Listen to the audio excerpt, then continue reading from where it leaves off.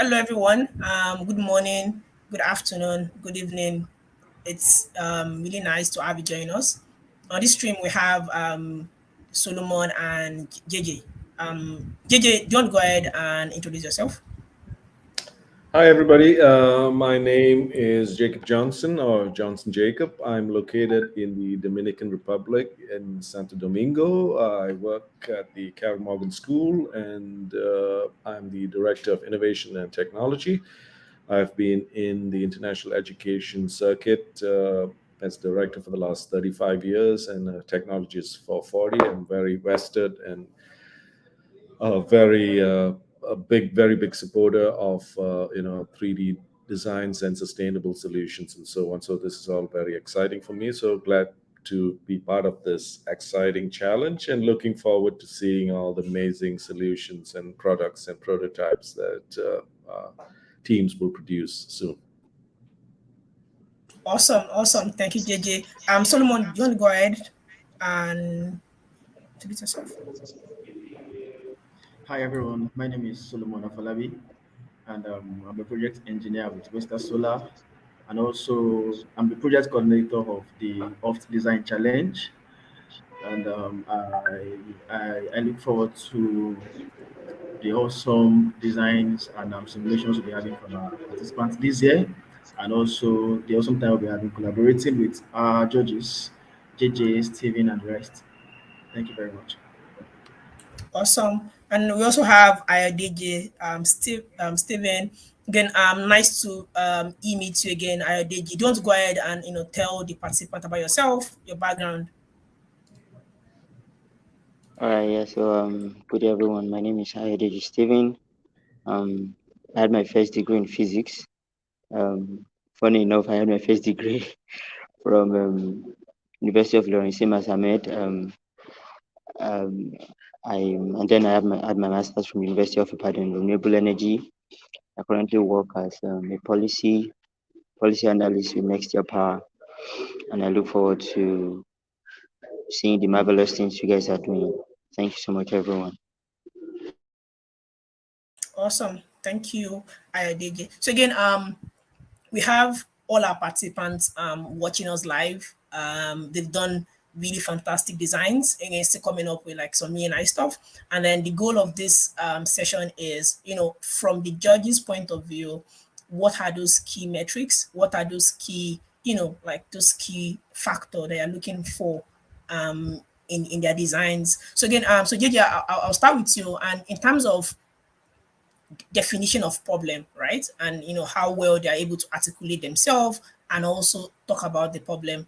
What are those key stuff that you are looking at?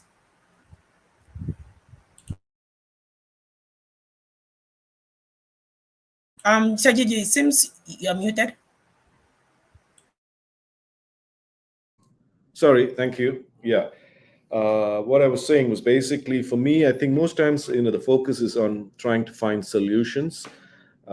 And our focus is becoming a better problem solver, right? I think I've taken a step back to say that I think perhaps the most important part of a design challenge is to try to clearly articulate the problem itself, right? To find what I call problem finders. So the shift today, if you look at a matrix called the Ainsworth's matrix in the business world, is to identify the problem. So too often we are in a situation where we don't even know what the problem is, let alone try to find a solution, right?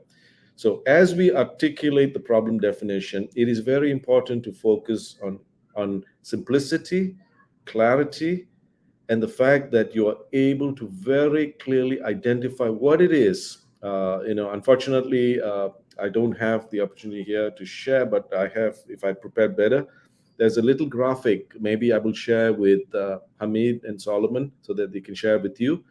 And essentially, the graphic is as follows, right? It's the user asking you for a particular solution. All right, they've articulated in a certain way and they've described it, and there's a cartoon that shows you what they're looking for. And each of the people involved in the design, including the project manager and the project engineer and the systems person, they all have envisioned what that solution might look like, right? And in the end, The final solution is essentially very different from what everybody had perceived as a possible solution. So the important thing here is, the moral of the story is, how can we ensure that we have defined the problem clearly and aligned it with the needs of the end user, right? Because unless we do that and we have a clear target outcome, it becomes very difficult to really create the solution for the need, right? So problem definition for me perhaps is one of the most critical stages as a designer of systems, as a programmer of many, many solutions. One of the things I found is that if you get the problem definition well articulated and well defined and well specced out, right? Specifications also are very important. So when you define your problem, be very clear about those specifications, what exactly it is that you are trying to solve, what might be the possible criteria against which, what we call normally success criteria. So if I'm to evaluate my problem, I have to evaluate it against a set of criteria for success. And how have I aligned it so that when I start to ideate and I start to brainstorm and I start to create the initial designs and then work on the prototype, I have very clear alignment with the criteria that was defined in the problem. So when I look at a problem definition, I always look at what I call the success criteria. What is it that will define the success of this particular problem, and how is it being defined, so that you have a very clear pathway to work as you continue to develop your designs and your solutions. Awesome, awesome. Thank you, Gigi. I mean, that was really, really good. I mean, and also, I mean, you could also share. So there's a share button. I don't know if you could say it. So I mean, maybe you want to like share for the next time. You could obviously Mhm. do that. So I did, like, again, we've seen like a really, unique perspective from JJ. But from your own side, like, what do you think should be something really key that the participant needs to look out for when trying to define the problem they're trying to solve? Okay, thank you so much once again, Amit. Thank you, Suleiman and JJ. That was nice. I mean, I can imagine how excited the participants would be listening and hearing your point of view and how you would be judging their project.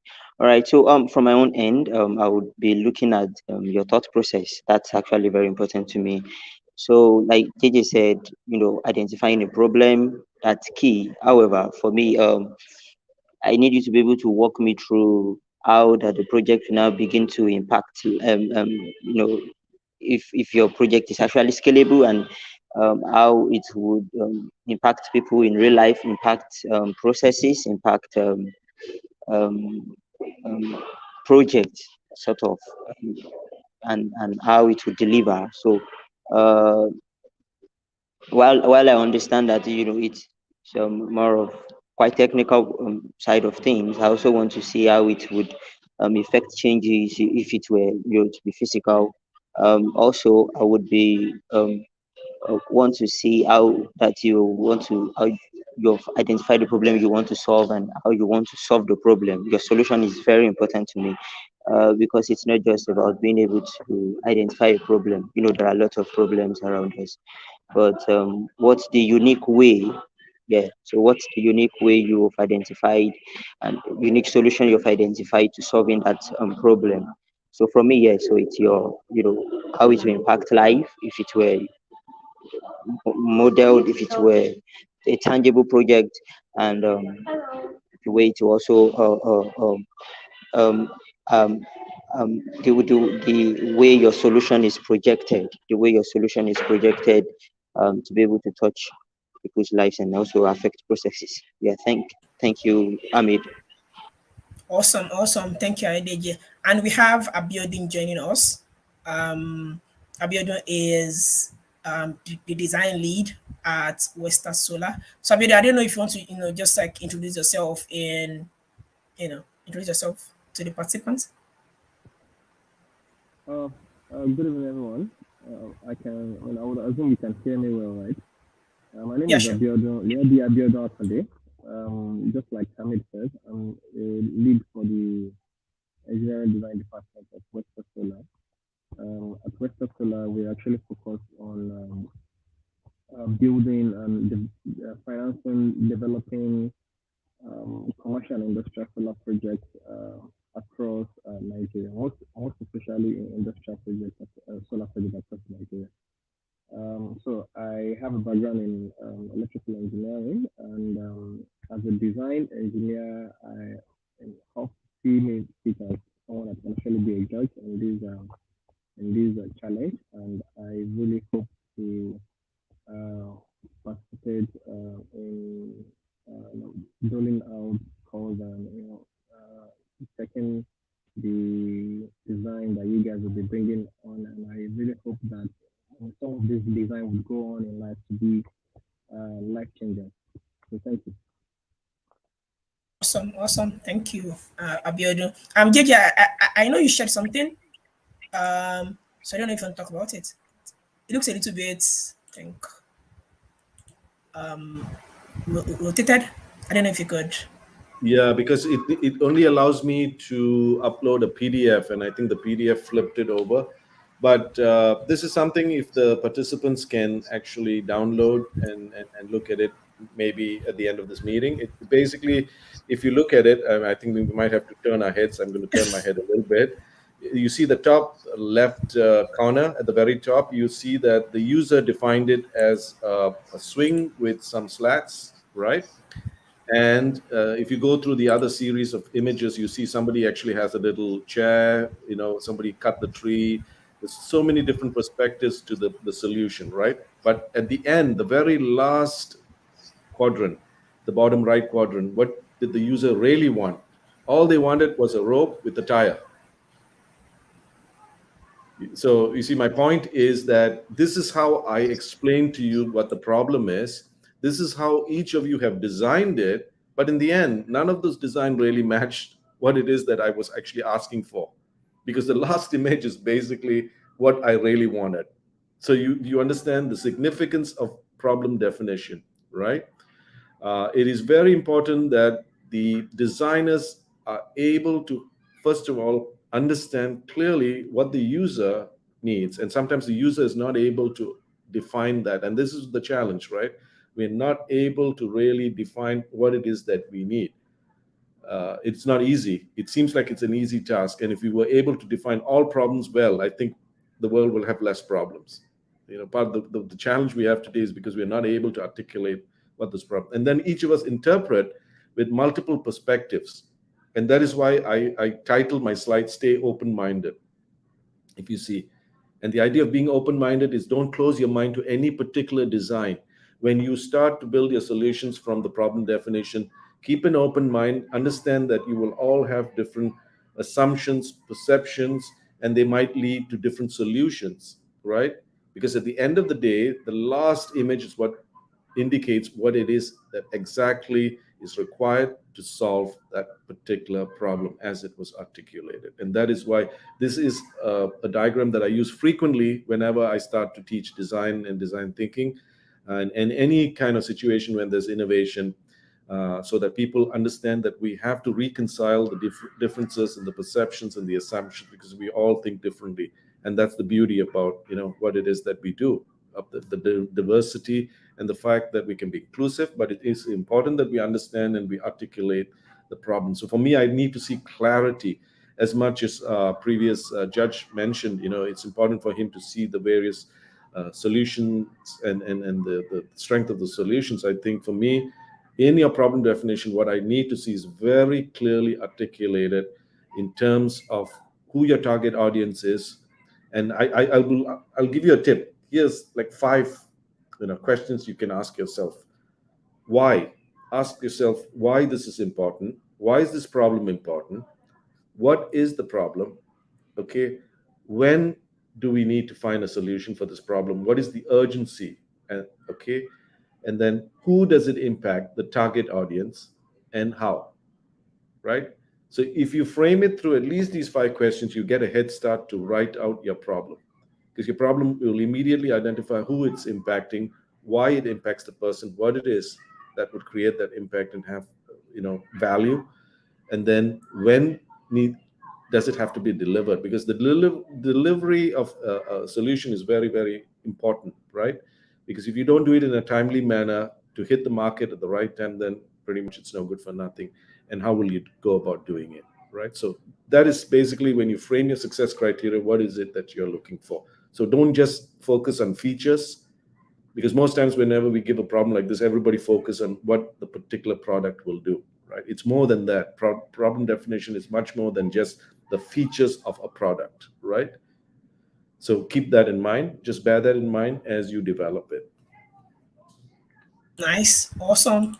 Um, thank you, JJ. So again, I think so. Moving on, and I think this would also be a really good one for Abiodun. So Abiodun, as the lead designer or design lead, you know, looking at it from impact, the design of the model, in this kind of 3D format, what do you think would be one of those key deciding factor from you? And, what advice would you have for the participants listening to this? Yes, thank you, Hamid. See, whenever we talk about design, it has to do that you want to solve a problem, obviously. Is my audio clear? I actually I got the feedback that the audio is not that great. But is it okay now? I think it could be louder. Yeah, Yeah. there's something with the sound. I'm not able to hear you. Okay, you know what? Let me just. Is it better now? Yeah, for far better. Yes. Okay. So whenever we talk about design, it's obviously that you want to solve a problem, right? And I believe if you have a problem to solve, you should also, at least in some ways, have the solution that you want to solve the problem with. Even though at the beginning of the whole exercise, you don't have a clear view of what the solution is, but you know there's a problem, and whenever we have a problem, there's always a solution. So you most likely have an idea of what the solution looks like. So I feel if you want to be a problem solver, you actually need to be someone that is very innovative. And even in our line of work, in designing solar systems, you actually see that uh, there are some cases where you want to have a particular design, and you'll see that you need to bring in some of your own concepts, because we have the default design, and we have the design that you need to actually bring in a lot of your own experience, and you need to be very, very dynamic. So in terms of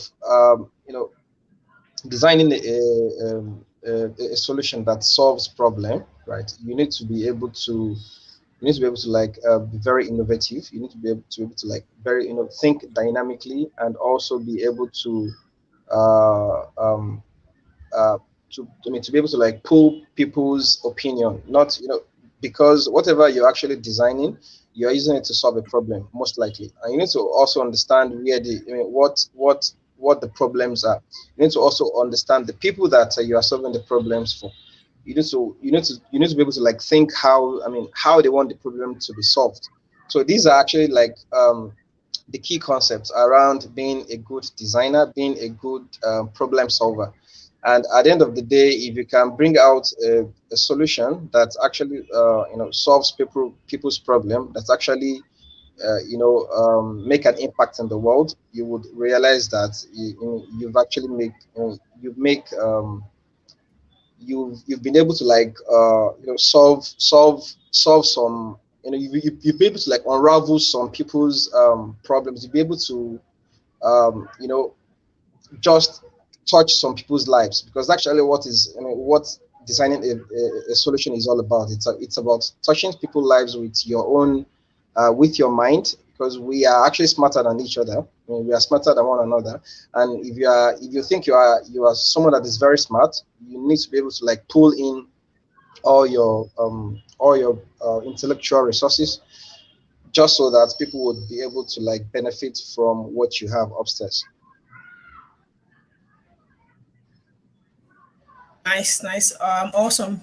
Thank you, Abiodun. So again, I'll throw this to Solomon. So again, we've had JJ and um and Ayodele talked more about, like in terms of your definition of the problem, how it's important, how do you articulate yourself. We've seen Abiodun talk more about, the design and all. So again, so Solomon, like you've been in this system for like 3 years now, running the old design challenge for 3 years. So what do you think is one of those key projects that you see and you feel like this marks this project as a feasible project? So again, we have participants here, and one of those factors that the judges will be grading them against is, how feasible is that product, right? So from experience, leading the design challenge for 3 years now, what do you think you've seen in the past design challenge that flags that product as a feasible product? Right, thank you very much, Amit. So far, like Amit have said, we've organized this challenge for over 3 years now, and we've seen very interesting products. We've seen products that looks ready for the market, and we've also seen products that, as much as they are interesting, technically it still looks as though they can't make their way to the market.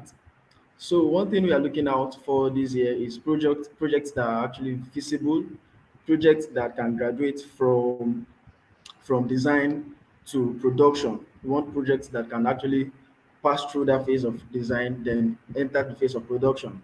And one thing that marks such projects is just like Biodun have said, is you understanding the problem statement.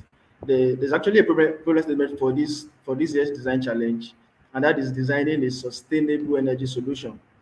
So you have to understand what a sustainable energy solution is. In fact, what is actually sustainable energy? So you need to define what a sustainable energy is before you can come up with a sustainable energy solution.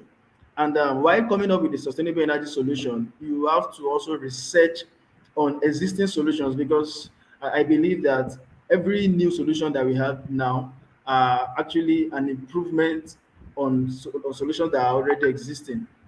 So you need to understand the concept of existing solutions. How do they work? What makes them existing? You need to understand what makes them work before you can come up with your own design. So this year we are looking forward to projects that can actually address the current need of the people.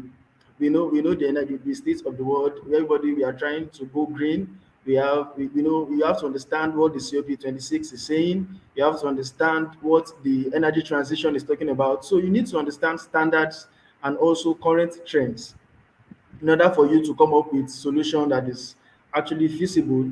And while designing, we have a platform which is the Onshape PTC Onshape platform for your design. You have to understand how the platform works, such that in producing your 3D and 2D images and structures, you pay attention to details. We respect that while doing your assembly drawing, you know what it means to actually join part drawings together. We don't expect that while assembling your drawing, you just have individual parts staying at piece. That doesn't define the solution properly. So we are looking so much for really interesting and innovative stuff. And I'm confident that our participants, they have what it takes to deliver this and more. Thank you very much. Awesome, awesome. Thank you, Solomon. So JJ, I remember, like last year when we had this design challenge in Germany, the Angover one school, and then you saw a lot of K-12 undergraduates, actually submitting project to you. But what do you think is that factor on your own side that actually define innovativeness? So we are scoring them against innovativeness. So what is that factor for you? If you want to talk about it. Yeah, I think I just want to tag on to what Solomon said, right? Because that basically leads to the whole notion of innovation and entrepreneurship and marketability and value, right? So what's the value add, right? So here we are looking at a problem. And there's something else I forgot to mention when we talked about problem definition, because it is also in the judging scoring rubric. So it's very important participants to ensure that when you start to define your problem, you have research to back your problem. Because in the rubric, it clearly says that your problem definition has to be supported by research, that this is a problem worth solving, right? There is an immediate need, and as Solomon clearly articulated very, very well, that we have to ensure that there is a value in this product and it's very clearly marketable, and so that's why I'm sharing this diagram. I think you can see it now. And when we talk about innovation, there are three aspects in the design. Whenever you look at design and you think about designing a product, your goal is, as you can see in the middle, three factors. The factors being, number one, and it's not in any particular order, and these were mentioned. One is the feasibility, the technical feasibility of this product. Is this product something that we can actually make? Is this realistic, right? Is it something that is scalable? Is it something that is affordable, right? In terms of the technical viability or feasibility of this particular product. So look at the design from a technical perspective. And is this possible, right? So your innovation then has to have desirability, which means that humans must want it. It has a target audience. Who is this for? And are they willing to invest in this? Are they willing to buy it? Are they willing to use it? If you come up with a situation where you have created something and nobody wants to use it, it's no good for nothing, right? And there's a fantastic YouTube video, perhaps if I find it, I will share it at a later time, of this guy who went to Cambodia and people were suffering from lack of iron. So they tried many things, but the people were superstitious, right? And they would not take the supplements. In the end, he came up with a solution and he designed something that was viable. What he did was he designed a fish which was made of iron, and the fish is a symbol within their superstitions to bring good luck. And he actually got them to put that fish when they cook into their food, so the iron was dissolved into the food. It was as simple as that, the innovation, but it was desirable from the human aspect of things, right? And the last is the viability from the economic standpoint. Is this something that is going to cost a lot of money, that requires a huge infrastructure to build that you don't have? And obviously that product is not going to go very far, right? So what you want is a combination of technical feasibility, human desirability, and economic or business viability, that there is a potential for this product to be adopted by the market and to expand and to continue to grow and to develop. So from the projects that I've done in the past, the ones that have the most success, right, are the products that touch on these three areas, right? Because at the very least, these are products that have the potential to really make an impact in the lives of people, have the potential to basically become products that can become real and usable in the communities. Awesome. Thank you, JJ. So, and everything we've talked about literally brings me to a question that would go to Abiodun, right? And I feel we've seen a lot of designs that it's always overly complicated, and there is also design that are actually like simple, right? So how do you think the participants can find balance between overly complicating their designs versus having a design that is just like simple and goes straight to the point? Okay, thank you, Hamid. I will still go back to JJ's point, because based on my own experience, anything that is actually complicated in this life is most likely not useful, to be sincere. I mean, if you want to make things desirable, you shouldn't make it complicated, right? If you want to if you want people to really understand things and want it to be useful to a lot of people, then you need not make it complicated. So once you see that your design is getting complicated, then you actually, you've started narrowing down the number of people that will be interested in getting to know the product itself or getting to know the design itself. So the less complicated your design is, the more people you would capture the more crowd you would actually have people that would actually show interest in what you actually have. And one more thing I forgot to also talk about in my intro is that if you want to be a good problem solver, you also need to be a good communicator, because more often than not, some people would actually have a very good product, right? They would actually have a very good design, and they would have finished the whole job, have a I mean have a very good output. But to also communicate this, to also make people understand what this what this does, to make people understand that okay, this is actually needed. You need to be able to like convince people. You need to be able to open people's mind, because sometimes we actually want, or we actually need some problem sorry we actually need to solve some problems that we don't even know it actually exists. Some people, we in everyday life we deal with some problems that we don't know they exist. Actually, they are problems, but we don't know they actually problems because we don't know they exist. And actually there are some problems that we know they are problems, but we don't know there is an existing solution for them, or a solution is actually possible for them. So in order to be able to like bridge people's mind, in order to be able to like open people's mind to the ease of finding solutions to problem, you need to be a good communicator. You need to be able to like pitch your solution, your product, and whatever you have to solve people's problem. You need to be able to like talk to people, open people's mind, and let them realize that okay, this is actually a solution. It solves your problem.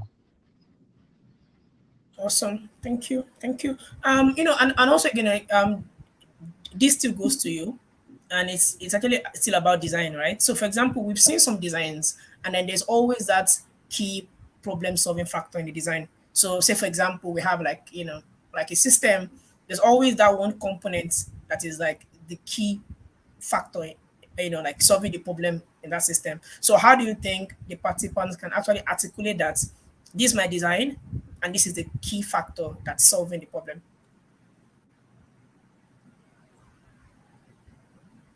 Okay, is that question for me? Yes, it's for you. Oh, okay. So as someone that actually knows how to solve problem, whenever, even before you start your design, right? You know where you're coming from, and you actually know what you're trying to achieve. So I believe if I want to call you a good problem solver or a good designer, I actually believe you should be able to tell me the key factor of whatever you are designing. We have the whole we have the whole systems, we have the whole mechanics, but you should also be able to tell me a particular output that matters most, right? Because like for example, now if I want to do a solar system design, right, I need a lot of input, I need a lot of data, I need a lot of reports. But I know that particular output that is actually much desirable to my, especially to my own boss, right? Because whatever I'm designing is most likely not interested in everything, in the old details. The simple question he would ask me is, based on our own based on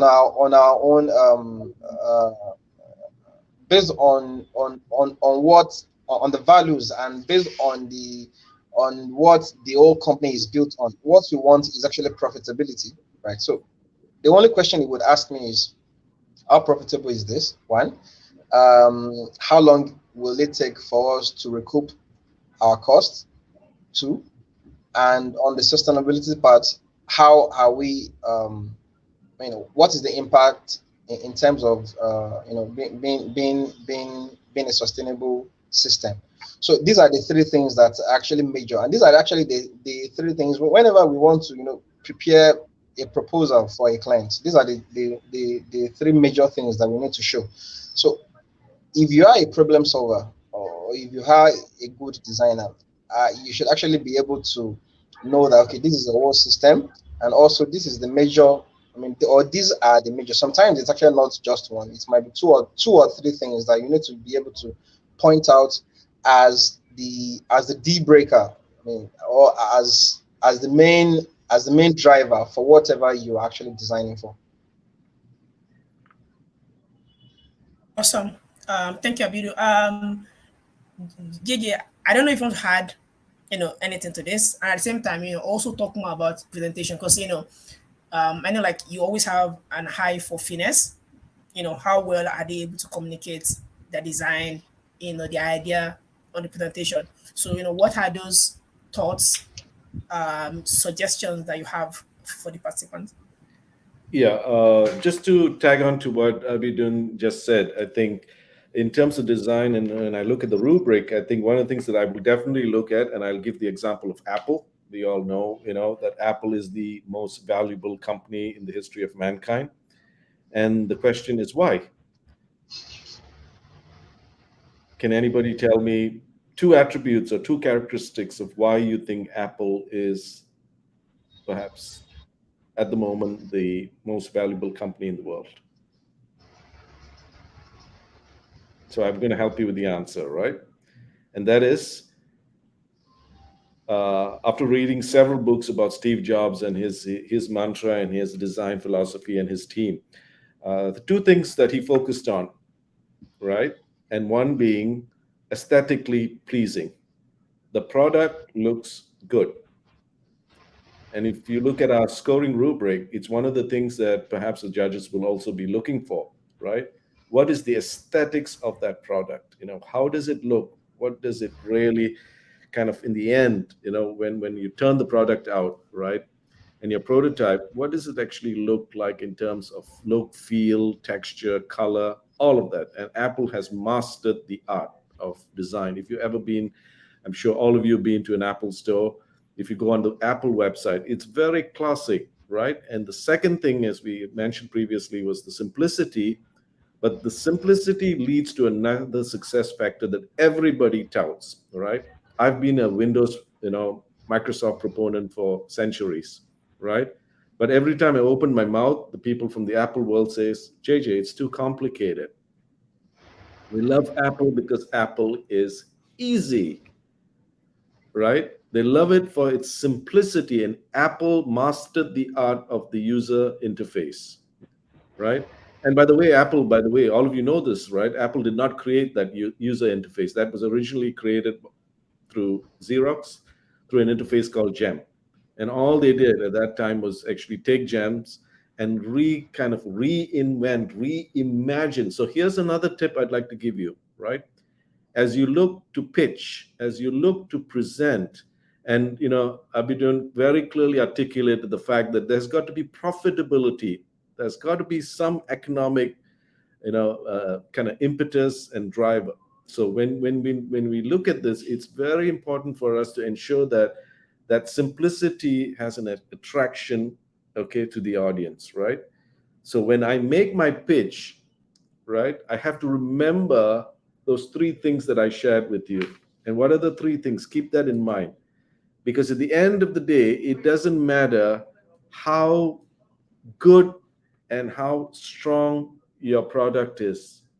But if you cannot attract the audience and your target market to want to adopt it, because it's not about just buying a few of these products, it's about the sustainability of the product, right? So that you have the running, profitability to continue to do the research and improve the product and make it even better. How do you keep that? So it's a matter of conversion, right? So during the stage of presentation, you've got to ensure that whoever you're presenting to knows that you're able to convert existing customers who are using the product, because unless you have a brand new invention that does not exist, right, everything else has already been created. And that's what Steve Jobs was a master in, right? The iPod was already created, and there were so many MP3 players, if you remember, right? But it didn't have the same adoption. It didn't have the same conversion and adoption. What happened was he was able to convert people, which is great because when they convert, they buy your product. But what you need to do, you need to ensure that they adopt it, and there's retention, which means they don't leave you. With all of the other MP3 players that came before the iPod, People bought it, they tried it, they didn't like it. Philips had one, another JVC had another one. They bought, they tried, they threw it all away. But all of a sudden came the iPod, and all of a sudden people converted, they adopted it as the gospel, right? And they became retained. And that's why Apple has such a gigantic market share. And what does that do? That immediately takes up their market value and they become the most valuable. They use the whole notion of simplicity, ease of use, aesthetically pleasing. It doesn't matter if it doesn't work, right? You see so many jokes out there on the internet. It really doesn't work. My iPhone doesn't really work, but who cares? It's an iPhone. I love it, right? But of course, we want a working, functional solution also, right? And we have to be fair to our end users and our the people who are loyal to us, right? So create a functional product that's easy to use, that is simple. So in your presentation, it's very important. If I was a venture capitalist and I was sitting there and ready to give you some money, okay, I'm going to look at a couple of things. One is this a product that's ready for the market? Is this a product that people need? Will they not just only buy it? Will they adopt it? And will they retain the use of this product? If you can convince a venture capitalist that this is a product that's not going to be in the market for the next 3 to 6 months and die a natural death, then nobody's going to invest in it. Trust me. I've done a lot of startups myself, and I tell you, it's nearly impossible to convince someone to give you money, right? But when you can convince them is when you can show them that this is really going to be more than a conversion, it's going to be adoption, and it's going to be retention. You're going to create a market here because there's human desirability. Everybody wants it, right? Second thing is, again, going back to the diagram I shared with you, was the economic sustainability of this project. So the money I put into this, I'm going to triple, I'm going to quadruple, and it's going to grow and grow. And everybody looks at dollars and cents. Unfortunately, that's the reality of the world. It's about profits, because profits not only help you to grow your company, but also to continue to develop better products, which is what Apple has done. They've rolled that money and the profits back to create even better products with a higher quality, with more functionality, and so on and so forth, right? And the last, of course, is the fact that this is a product that is using technology that I can depend on. It's dependable, it's robust, it's reliable, it will work. It's not going to collapse halfway through. That is something that within the context of my situation, I can maintain very easily. So even if it's a product that has some technical parts, and I think, Hamid, you asked that question, right? What are the important features? The important features is this is a product that anyone can take apart, can fix, can repair at a very low cost, right? And that is why it's important when you build designs. When I did my last design hackathon, it was important for students to design the robot such that it was easy to very quickly take the battery out, the parts that need to be fixed during a game. Because if those parts cannot be easily removed during a game, you have 2.5 minutes for a game. In 2.5 minutes, you should be able to remove the battery and extract anything that you need to that might break during that 2.5 minutes, right? How are you going to do that? So that's the kind of challenge that you have to make it in such a way. And you see this in racing, Formula racing. The time it takes for them to remove all 4 tires and put new tires on. You're talking about split second, right? So again, in your design, consider how the design will support ease of maintenance, right? The aesthetics and the value add that you'll get through, the adoption through the market. Awesome. Thank you, JJ. Solomon, do you have anything to add about the presentation? How they're able to present it? All right, so we understand the importance of teaching and presentation, and just to add to what JJ and Abiodun have said, because we understand how important this is, we have a series of trainings and resources that have been shared with the participants. We have sections where the mentors have taken them through the process of product development and also presentation and pitching. And I would just want to recommend to the participants to, if they've not checked out some of those trainings, I believe they were recorded live and they're available on YouTube. Just go on it and see, because some of our mentors are people that are well established in the areas where they've been called to talk about.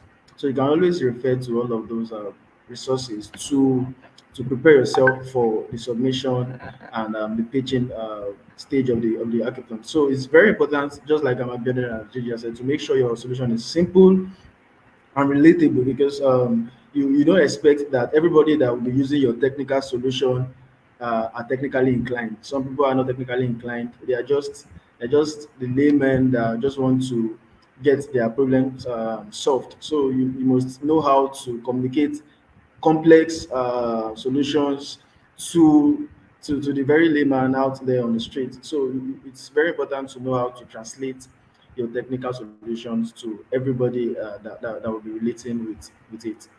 So thank you very much.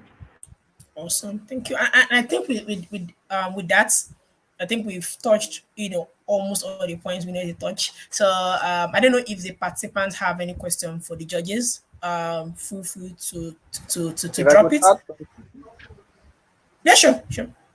all right. So I think there's these are particular points that we also need to to include, especially in the grading, and it's the fact that when you're trying to solve it, I mean, when you're trying to solve a problem, it should be a problem that it should be a persistent problem, not just a problem that is just happening because of some sort of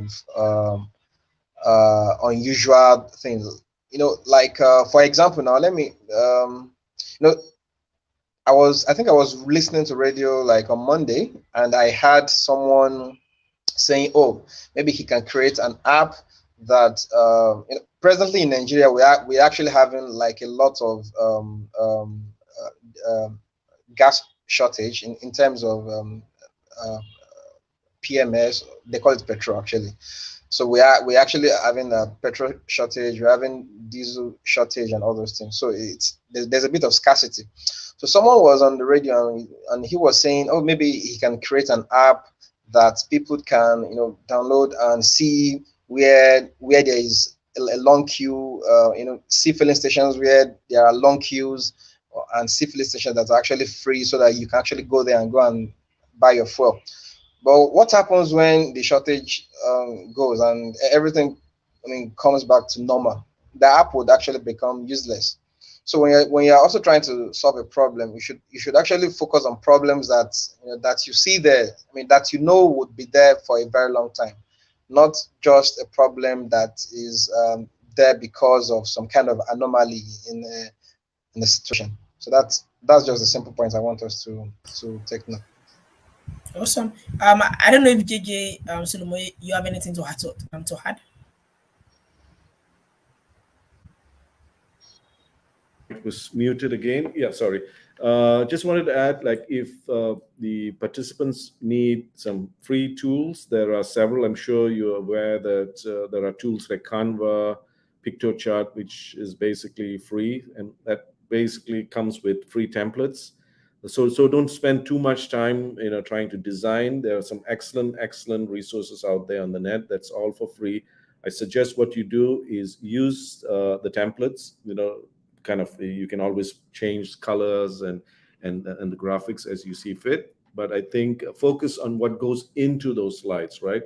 And most times when you do a pitch deck to a venture capitalist, the rule of thumb is no more than 12 slides, right? Because they are very busy people, they have very little patience, and they want it quick, fast, and snappy. So make it tight, make it very focused. Use the templates, because the templates provide you with a nice roadmap to frame your pitch deck. Don't put too much text into it. Don't put too much information. Practice, right? If whenever you do a pitch, you always make sure that you stand in front of a mirror, right? And you create your deck. Keep it simple, 10 to 12 slides, effective, focus on all the important aspects of your pitch, and then practice. Make sure that this is something you can actually kind of repeat in your sleep. And the more confident, because, and then again, pitching is about telling a story, right? And like Abidun just said, right, it's about not something that's going to come and disappear. It's something that will have impact in people's lives, right? So when you speak about it, speak with passion. When you present, make sure that the passion comes across. This is not something I'm doing because I have to do it and yeah, whatever kind of thing. That comes very, very quickly across to the people who are watching you. Speak with commitment, speak with passion, right? Speak with the real sense of that this is important and I need your attention, you know, because I believe in it and I want you to believe in it so that you can come along on this ride with me. And that's very important when it comes to presentation. So for me, it's a matter of you get better every time you do it. You get better. Stand in front of a mirror, get a small audience, practice, and very important, one last thing is whoever you're presenting to, ask them to ask some very hard questions. Don't make it easy. Put yourself in an uncomfortable situation, because the more you do that, when you finally come in front of the judges and when you have to do a pitch and when you have to present, you are confident and you're bold and you're passionate. And that by itself, just the storytelling, the narrative that you have with emotion is already a huge factor in selling and ensuring that we believe in your product. Awesome. Thank you, Gigi. I'm Solomon. What about you? All right. So final words. I believe I know the hackathon can be overwhelming for the participants, especially those that will be working individually. So I would just want to still buttress on the earlier points I made, which is should just try and leverage on the availability of the mentors. I believe by now you know the mentors. They've been shared with you on the Slack platform, and I'm sure you've been working with them. So try and leverage on the availability, ask questions. If you are stuck in your design process, you can just walk up to those of them that have been identified as the design mentors. We have mentors for your presentations, we have mentors for your pitch deck, we have mentors for your ideation process. So you could just turn up to them, ask questions, and just make sure you are, because one another very important aspect of the design process is evaluating yourself and actually also getting insights from others. If you are stuck, you can always get insights from others. Share your solutions with them. Let them see where you're stuck and how they can help you go through the design process. So thank you very much and happy hacking. Nice. Again, this was a really nice session. I mean, even though I was just on this call, having a chat with JJ, Abiodun, and Solomon, I mean, I've definitely learned a lot of stuff. Even like that, I could obviously take home, and that's that I could obviously take home and do. I could probably take home and do a lot of stuff about that. And I think with that, we've come to an end of the session. And again, it was really nice, you know, catching up with everyone. Thank you. Excellent. And I wish you all the very best. Good luck and blaze on with your designs. And let this just be the beginning. Good luck, guys. And like I said when I introduced myself, I really wish and hope that some of the designs and some of the um, solutions that we'll be presenting here would actually go on to solve like real problems in the world, and we'll actually be very proud of that. Bye, everyone. Bye.